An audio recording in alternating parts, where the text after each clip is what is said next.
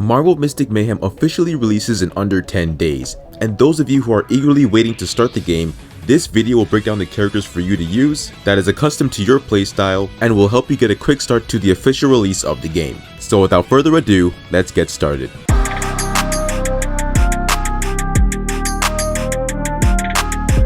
How's it going, everybody? My name is LC and today we are here with another Marvel Mystic Mayhem video. You heard the intro correctly. I will be discussing the best characters to use according to your playstyle. Now this will be fairly basic because the game does release fairly soon and I don't want to get too specific because some things might change, right? Because again, this is beta footage and beta information, so some things might change. So just tread lightly when it comes to the official release of the game. Try mix and match, see what's best for you, and if it works, great, and if not, then let me know, then I'll make an updated video because I don't want you guys struggling. So with that out the way, let's get into the first playstyle. So firstly, starting off, of course you start off with the three main characters in the game, that being Hulk, Sleepwalker, and Misty Knight, but you do get access to more kinds of characters throughout the game, of course, right? So if you're a person that likes to melee and fights fairly quickly, do loads of damage, not really caring about the damage you receive, then the characters that are right for you are Scarlet Witch, Iron Man, Juggernaut, with the honorable mentions being Misty Knight and Lady Bullseye. These 5 characters have high output of damage and they will help you cross loads of content, whether it be story, boss missions, mementos, you name it. They do so much damage, it's honestly insane. However, since we're not focusing on survivability mainly, they're probably going to take a good portion of damage, but you will be doing insane amount of damage to them too, so it's a good takeaway. If your strategy is just to nuke your opponent, then go right ahead and just mix and match and do what you can.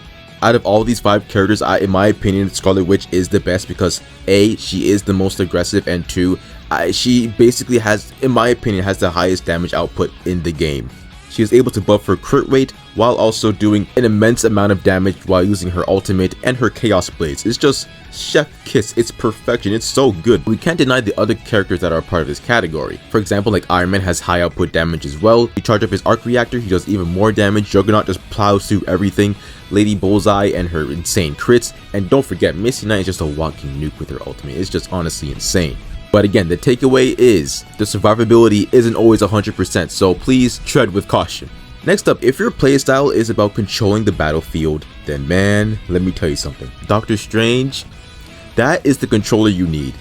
That is someone you have to have on your team. And I don't know if it will change in the official release in the game. I don't think they'll change much about him. But if they somehow do, I'll cry. Because that man, it was like Chef Ramsay sculpted him himself. He's just, oh my gosh, this man. Base Doctor Strange is already broken, right? But when you put the right amount of highlights and artifacts into him, he's just a beast. He's a walking machine. But anyways, Doctor Strange has the ability to gain 3 cards from using one of his skills. So these 3 cards can either A, give him ultimate points, heal himself, or debuffs to enemies, or buffs to his team. He is able to keep the match going whenever you're indeed in a pickle. There are other controller characters who kind of have the same effect like Sleepwalker and Emma Frost, but not to the extent of Doctor Strange. Emma Frost is a bit gated behind extra copies of her, and Sleepwalker, although he is good for a 2-star character, his abilities don't quite match up to Doctor Strange. But that doesn't mean you can't get stuff done with these controller characters. They can control the battlefield, but Doctor Strange definitely does take the crown. If you give Doctor Strange these 2 artifacts and this highlight, there's a chance that your team will just never die because of how broken this setup is. Next up, if you prefer extending your fights as long as they can and staying alive, then these defense characters are probably the best for you. These characters are Hulk, Armor, and Juggernaut. These characters, man, let me tell you something. Let me tell you something, they are nothing to play with. Now, although I will say not all of them are what they seem. And what I mean by that is, when it comes to Hulk, you think that he is someone that would do like maybe like high output of damage, you know, and some other big fancy smazzy stuff. But no, not really. He's a less complex in that nature. But he does have healing and he does have good survivability. Juggernaut, he applies a barrier to himself and he can also ram through things, good damage output. So it's things like that that can really, you know, make or break some things. But when I say armor, I will always be an armor defender in this game. Like, you can't take that away from me. Unless they somewhat nerf her for some reason, I'll actually cry, like pure pain, like painful tears.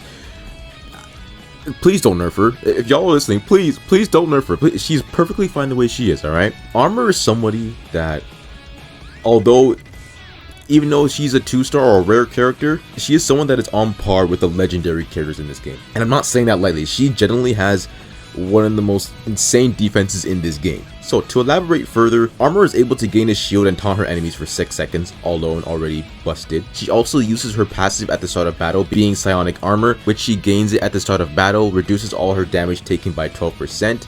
But that is not really where it all lies. When you put more dupes in her, she's already broken, but you don't really, she's a character that you don't really need all that, but it's nice to have. So elaborating on further, so for me, in my tests of the beta, I decided to use Eye of Agamotto for her, because if she has this equipped, she will gain 1 mana at the start of battle and another mana for every 12 seconds. Now, the skill cards are very RNG, right? So you'll have to wait and see to get another, shield up card. But on the off chance you do get her barrier card every so often, you'll be able to use that card so much it's not even funny. Like, you'll basically never be able to take damage to your actual health because her barrier will also be up. Also, if you equip her with the Sling Ring, she will also gain a shield equal to 22.5% of her max HP when her HP is below 50%. Granted, this is once per battle, but that is also nice to have as well. You can also stack it along her getting barriers as well too, so that alone is just freaking nuts. And I haven't even started about the highlights either. So for highlights,